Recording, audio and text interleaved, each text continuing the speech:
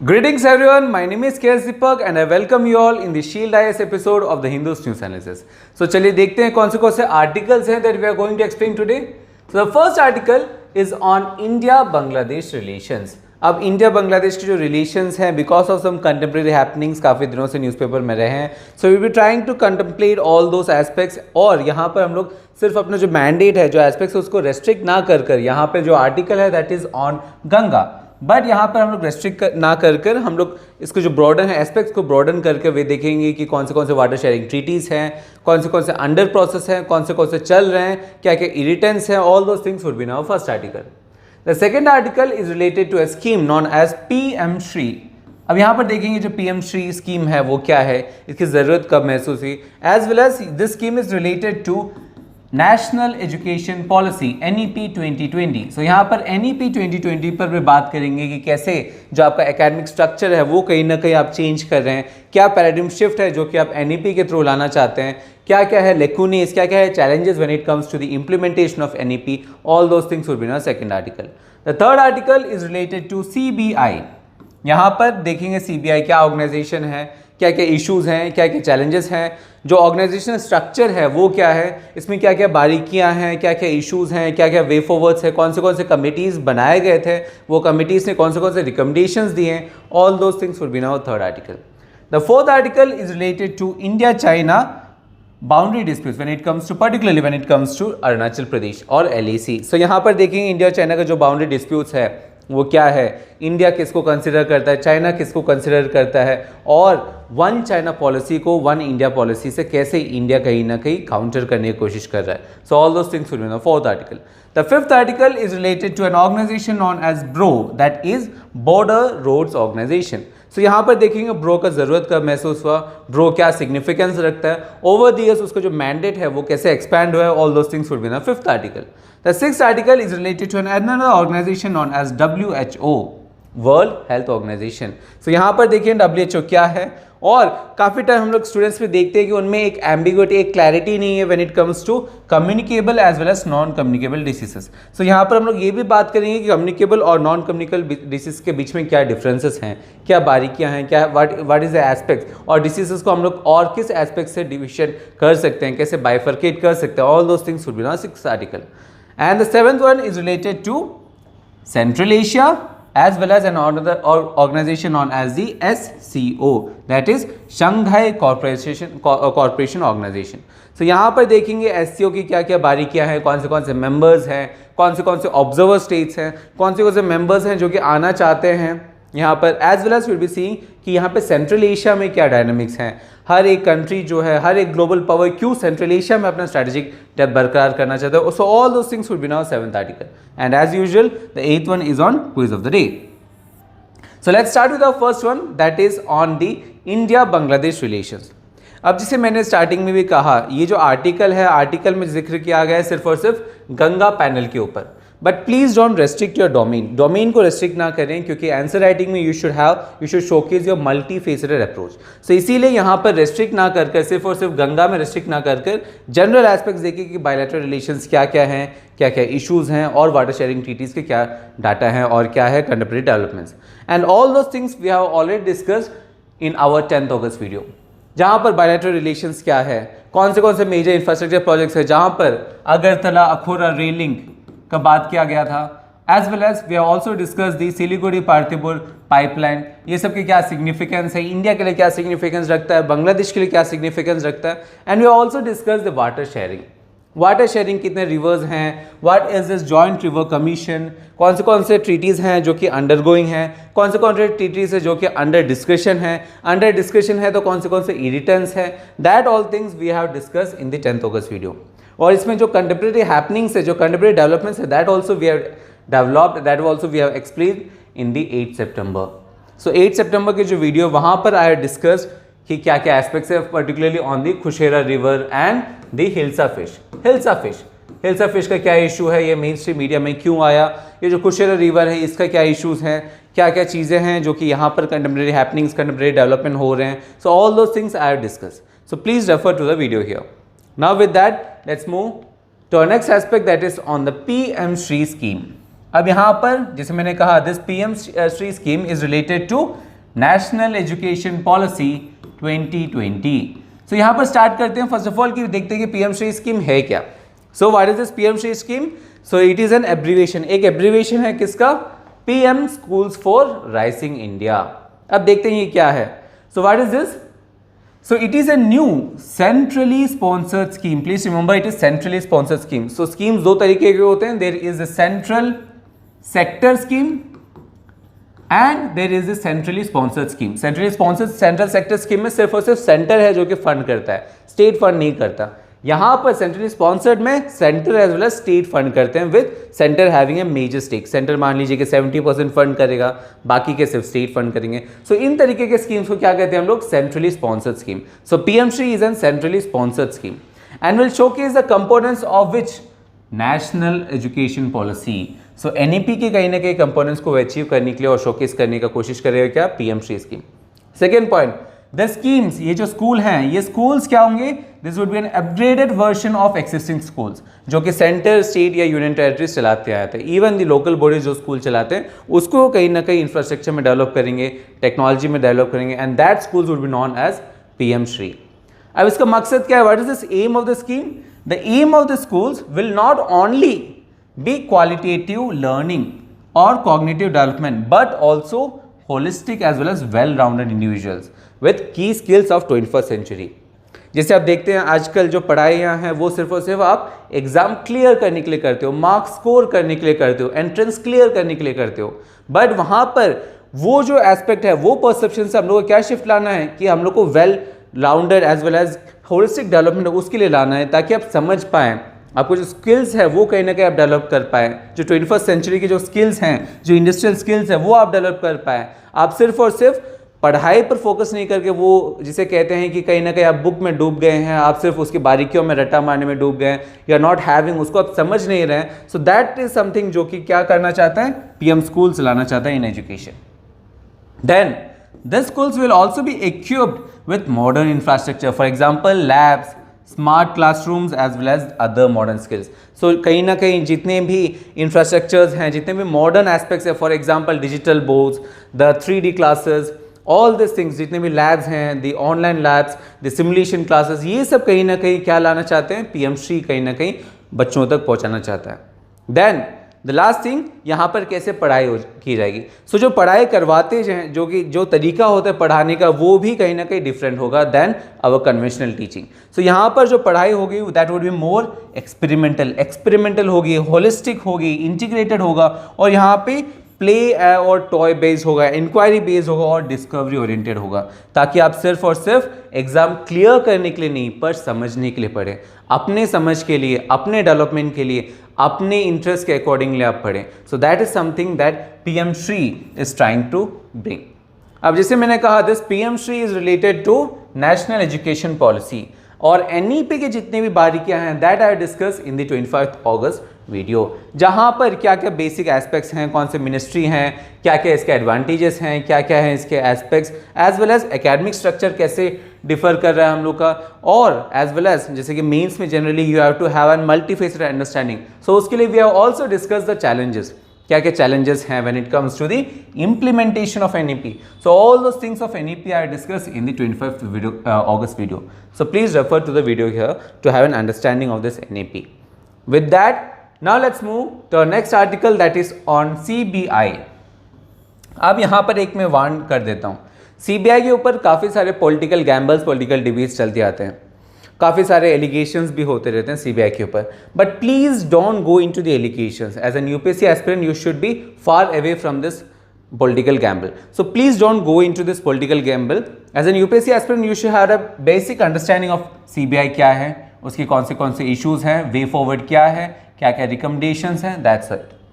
And these things we have discussed in the 20th August video, जहाँ पर basic से जैसे मैंने कहा कि CBI क्या है, कौन से recommendations हैं, कौन से issues हैं, all those things I have discussed in the 20th August video. So please refer to the video here.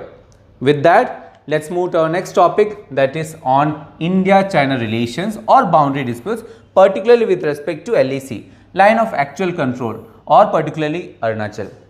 अब ये जो issue है ये भी consistently न्यूज़पेपर पे मैंने कवर किए जा रहे हैं, and that is why we have already covered this topic in quite details in our 5th August video, जहाँ पर बेसिक्स कि क्या क्या क्लेम है, चाइना कौन से एरिया को, अगर चाइना का बस चले तो वो पूरा इंडिया को ही क्लेम कर ले, बट एज ऑफ नाउ वो क्या क्या चीज़ को क्लेम करते हैं, उसमें क्या क्या एस्पेक्ट्स हैं, कौन से डिस्प्यूट्स हैं जो कि चाइना कंसिडर करता है, कौन सा बाउंड्री है जो कि इंडिया कंसिडर करता है.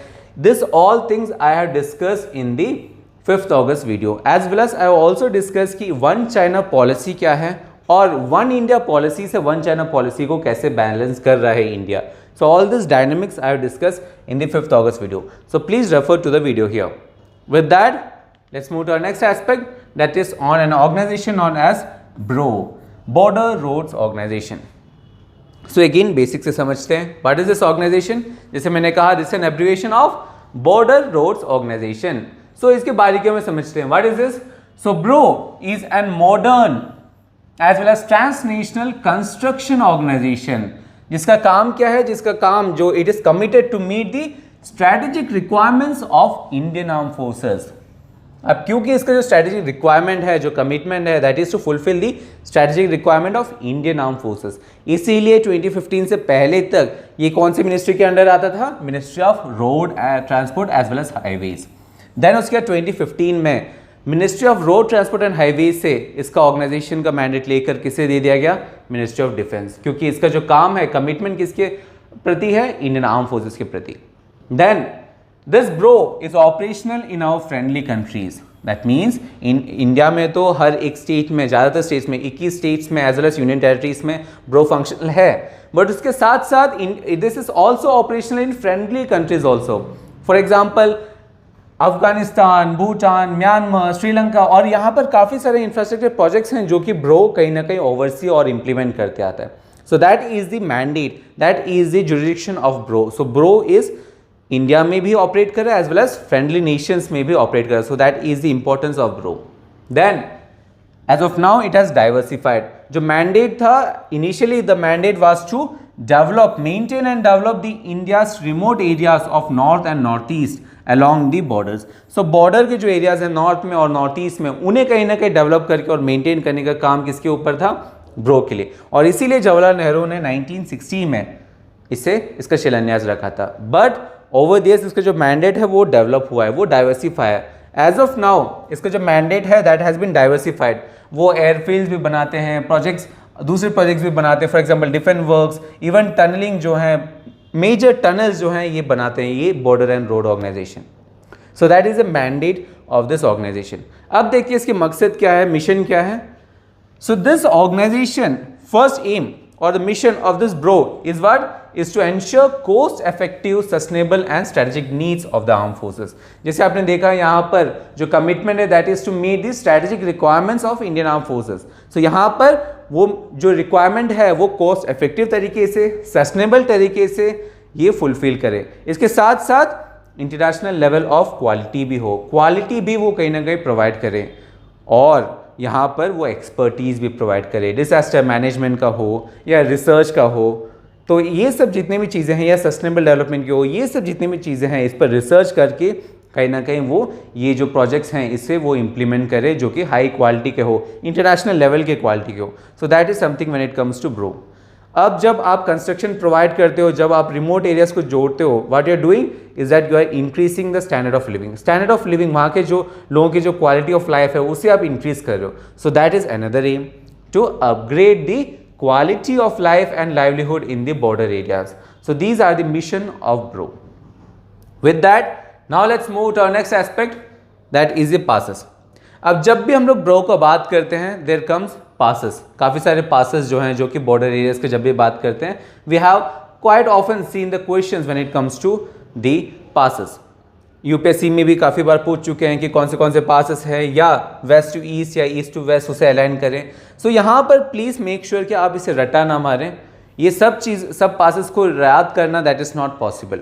आपको बेसिक अंडरस्टैंडिंग होनी चाहिए कि कौन से पासेस कहाँ पे है, that's it. So let me show के सम ऑफ द इंपॉर्टेंट पासेस जो कि ओवर द ईयर्स कहीं ना कहीं न्यूज़पेपर में या कंटेम्प्रेरी हैपनिंग्स में या यूपीएससी में पूछे गए थे.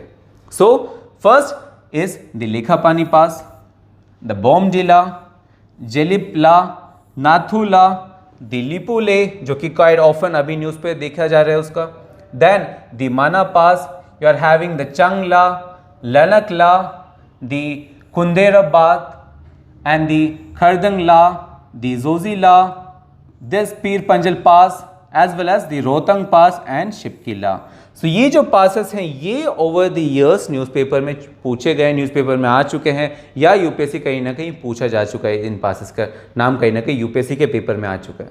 So please try to remember basic aspects के कहाँ पर है ये सिचुएटेड, दैट्स इट. कि यहाँ पर exact location that is not something जो कि फिजिबल होगा याद करना, और इन सब चीज़ें सब पासेस को याद करना भी that is not feasible. So basic understanding रखिए कि कौन सा पास कहाँ पर है, and that would be well enough for UPSC preparation. So with that now let's move to our next article that is on WHO. So यहाँ पर WHO का बात करेंगे, एज वेल एज यहाँ पर ये भी देखेंगे कि non communicable diseases communicable diseases से कैसे अलग होते हैं, क्योंकि हम लोग स्टूडेंट्स में जनरली देखते हैं कि उनमें एक एम्बिग्विटी, एक क्लैरिटी की कमी है when it comes to non communicable as well as communicable diseases. So let's start with WHO. So WHO जो है वो क्या ऑर्गेनाइजेशन है, इनमें क्या क्या रिफॉर्म्स की ज़रूरत है, इनमें क्या क्या एस्पेक्ट्स हैं, क्या क्या चैलेंजेस हैं, इनमें क्या क्या शॉर्टकमिंग्स हैं, all those things I have discuss in the 2 August video. So please refer to the video here to have an understanding ये WHO क्या है, क्या क्या रिफॉर्म्स लाने हैं, क्या क्या इशूज है. So all those things I have discuss in the 2 August video here. So please refer to the video.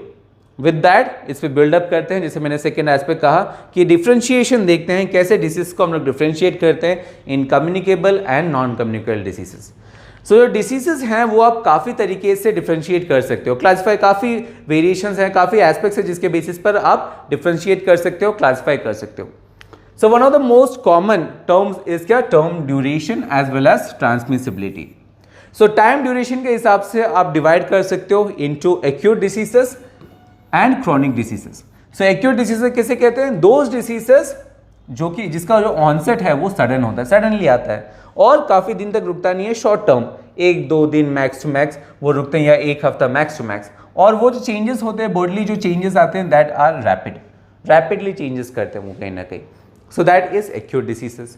Chronic diseases इसके डायरेक्ट ऑपोजिट स्पेक्ट्रम में आते हैं, जहाँ पर जो इफेक्ट्स हैं जो that can last two months और ईयर्स, महीने तक या ईयर, सालों साल वो कहीं ना कहीं जो इफेक्ट्स है वो रह सकता है. सो ऐसे डिसीज को क्या कहते हैं, chronic diseases. So this is one end of the spectrum, chronic diseases and acute diseases. As well as हम लोग ट्रांसमिसिबिलिटी के बेसिस पर भी डिफ्रेंशिएट कर सकते हैं. उसके बेसिस पे अगर आप डिफ्रेंशिएट करोगे, so one end of the spectrum is non communicable diseases और दूसरे एंड में है communicable diseases. Non communicable diseases नाम से ही आपको आई थिंक आपको पता चल रहा होगा कि यहाँ पर जो डिसीज है that is not communicable, that means वो ट्रांसमिट नहीं कर सकता. These diseases are not transmitted from one person to the other. For example allergies हैं, हार्ट डिसीजेस हैं, डायबिटीज़ हैं, ये सब चीज़ें जो है वो एक पर्सन से दूसरे पर्सन तक ट्रांसमिट नहीं होता. Then other end of the spectrum is communicable diseases जो कि ट्रांसमिट हो सकते हैं. For example you are having AIDS, you are having TB, tuberculosis. So ये सब वो डिसीजेस हैं जो कि ट्रांसमिट हो सकते हैं. So that is something when it comes to diseases. Now with that clear understanding let's move to our next topic that is on central Asia as well as SCO.